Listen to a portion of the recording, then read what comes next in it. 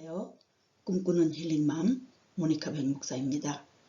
욥기는 성경에서 고통을 통과하는 신앙에 대한 깊은 질문을 다루고 있습니다. 주인공 욥이란 이름의 뜻은 울부짖는 자입니다. 욥기에서 다루는 하나님의 신실하심과 욥의 경건하고 정직하고 우직스러운 삶을 살았음에도 불구하고 사탄의 참소로 인하여 고통을 당해야 했던 인생 역전을 통하여 하나님의 증표를 찾아보도록 하겠습니다. 여러분의 구독과 좋아요는 복음 전파용 영상 제작에 큰 도움이 됩니다. 욥기에서 욥이 살았던 시대적 배경은 성경에서 명확하게 언급되지는 않습니다만 많은 학자들은 욥이 아브라함 시대에 즉 족장시대 대략 기원전 2000년에서 1800년경에 살았을 가능성이 있다고 봅니다.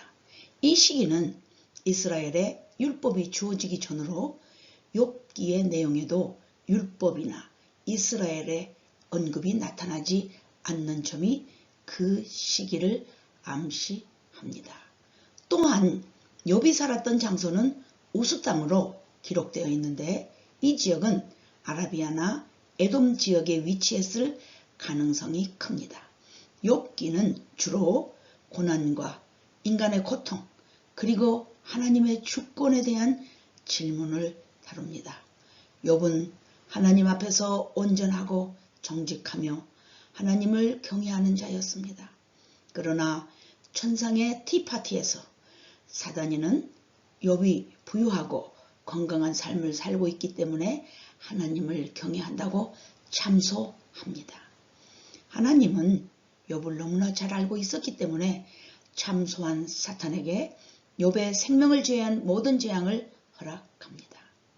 그리하여 욥은 모든 가족을 잃고 재산도 모두 사라지며 자신의 몸에도 심한 병이 생깁니다. 그러나 이런 고난 속에서도 욥은 하나님께 죄를 범하지 않고 입술로 범죄하지 않았습니다. 이와 같이 욥은 의로운 삶을 살았음에도 불구하고 극심한 고난을 겪었고 이를 통해 인간이 고난을 겪는 이유가 항상 죄나 잘못 때문이 아니라는 점을 보여줍니다.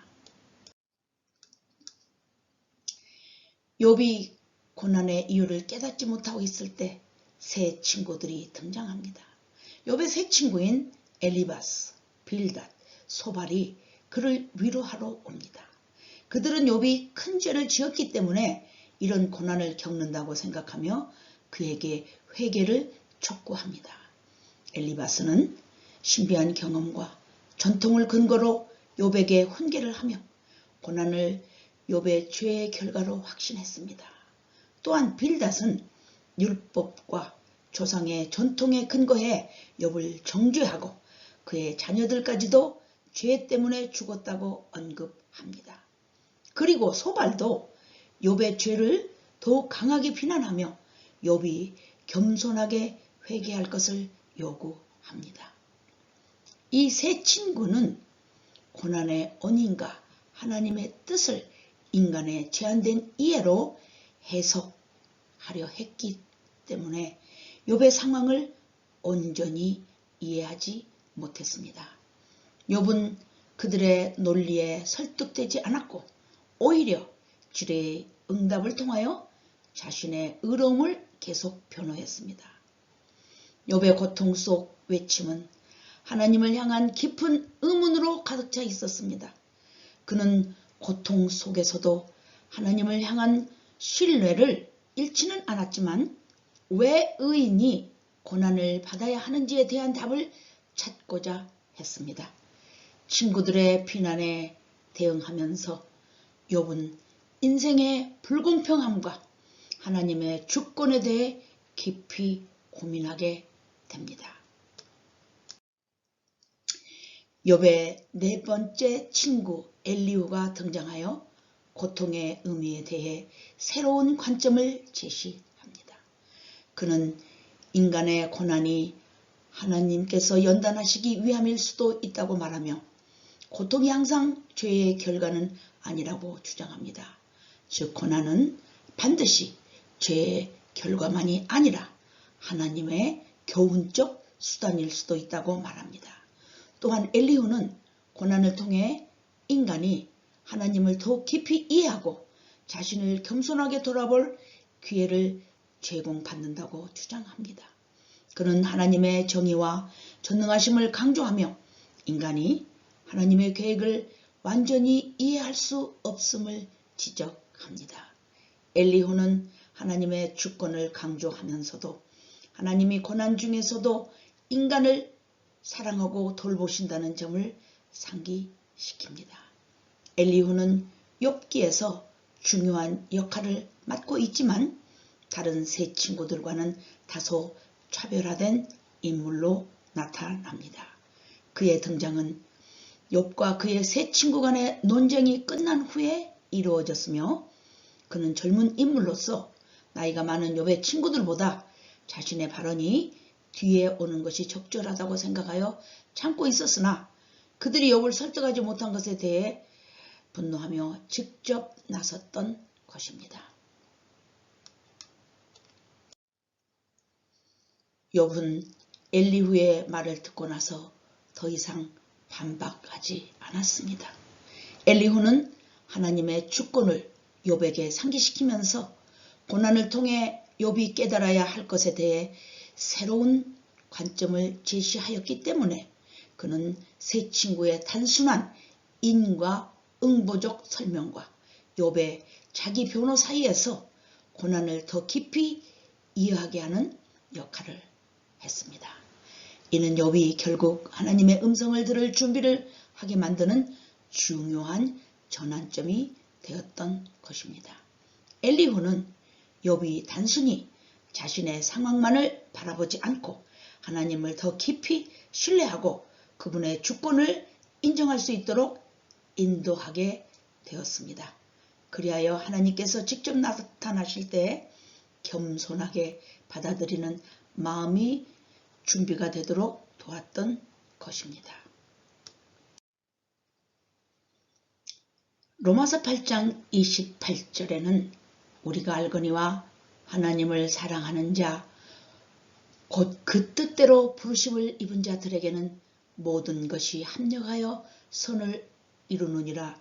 이 구절은 욥기에서 아무리 사탄이가 참소하여 어려움을 당하게 만들어도 하나님의 주권을 강조하는 것과 일맥상통하며 신자들이 이해하지 못하는 고통 속에서도 하나님은 그분의 선한 목적을 이루고 계신다는 것을 나타내고 있습니다. 아울러 베드로 전서 5장 10절에 모든 은혜의 하나님 곧 그리스도 안에서 너희를 부르사 자기의 영원한 영광에 들어가게 하신 이가 잠깐 고난을 당한 너희를 친히 온전하게 하시며 굳게 하시며 강하게 하시며 털을 견고하게 하시리라 라는 말씀에서 욥이 경험한 고난을 통과한 회복이 궁극적으로 신자들이 누리게 될 영광스러운 하나님과의 관계 회복을 상징적으로 보여주는 것을 의미합니다. 엘리후가 고난 속에서 인간과 하나님 사이에서 중재자 역할을 한다는 점에서 예수님과 약간의 공통점이 있지만 그들의 역할과 의미는 본질적으로 다릅니다. 엘리후는 인간의 고난을 더 넓은 시각에서 보게 하며 하나님의 주권적 계획을 강조합니다.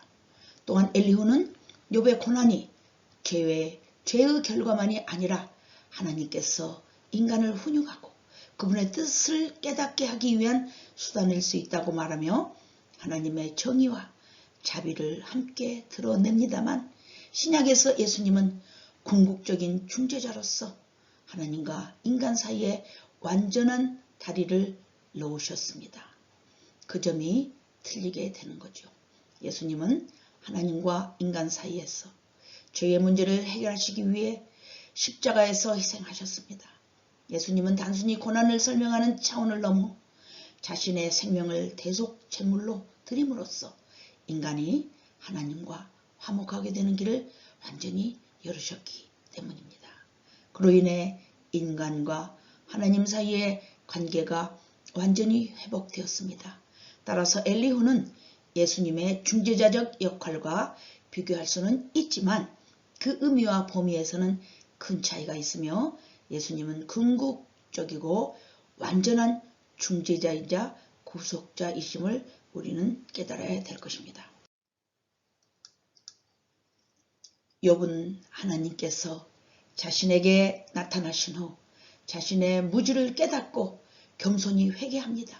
그는 내가 죽게 대하여 귀로 듣기만 하였사오나 이제는 눈으로 주를 배웁나이다. 그러므로 내가 스스로 거두어드리고 티끌과 재 가운데서 회개하나이다. 욥기 42장 5절의 말씀이지요. 그렇게 고백합니다. 신약에서도 회개는 구원의 중요한 조건으로 강조됩니다. 침례에 하나님께서 직접 욥에게 나타나시고 폭풍 가운데서 욥에게 질문을 던지십니다. 하나님은 자신의 창조와 통치에 대한 질문을 통해 인간의 지혜로는 이해할 수 없는 신비를 강조하십니다. 욥은 하나님의 크신 능력과 지혜를 깨닫고 자신이 하나님을 온전히 알지 못했음을 고백합니다. 욥의 회개는 하나님 앞에서 인간이 죄를 깨닫고 하나님께 돌아가는 과정을 보여줍니다. 이는 신약에서 구원의 필수적인 요소인 회개의 본질과도 일치합니다. 구원은 인간의 지혜로는 하나님의 계획을 온전히 이해할 수 없지만 우리는 그분의 선하심을 믿고 따라야 한다는 은혜의 가르침을 깨달아야 될 것입니다.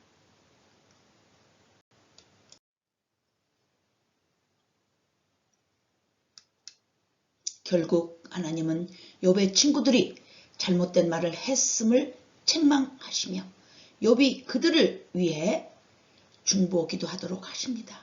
이후 욥은 잃었던 모든 것을 2배로 회복받고 이전보다 더 큰 복을 받으며 삶을 마감합니다. 결론적으로 욥기는 고난이 반드시 죄에 대한 형벌이 아니며 하나님의 계획과 목적은 인간의 이해를 초월함을 보여줍니다. 의로운 사람이 왜 고난을 겪어야 하는가에 대한 질문이 욥기 전체에 걸쳐 있습니다. 그럼에도 불구하고 욥은 극한 고난 속에서도 하나님을 끝까지 신뢰했던 그 신앙이 결국은 인정받게 되었던 것입니다. 꿈꾸는 힐링맘을 애청하시는 여러분께서도 욥과 같은 인내와 끈질긴 믿음의 증표를 찾으셔서 갑절의 축복을 받는 인생 여정 가운데서 살아나가시기를 주님의 이름으로 축원드립니다. 꿈꾸는 힐링맘을 애청하시는 여러분들께 엄마표 밥상을 올려드립니다. 숨가쁘게 돌고 돌아온 욥의 인생 행로가 피자판 같이 다채로워서 여러분께 종합 모든 피자를 올렸습니다. 그리고 시원한 하고 영양 듬뿍 들어간 생과일 주스와 남녀노소 누구나 좋아하는 양념치킨을 올렸습니다. 맛있게 눈여겨 하시고 또 다음 영상에서 찾아뵙겠습니다. 감사합니다. 샬롬.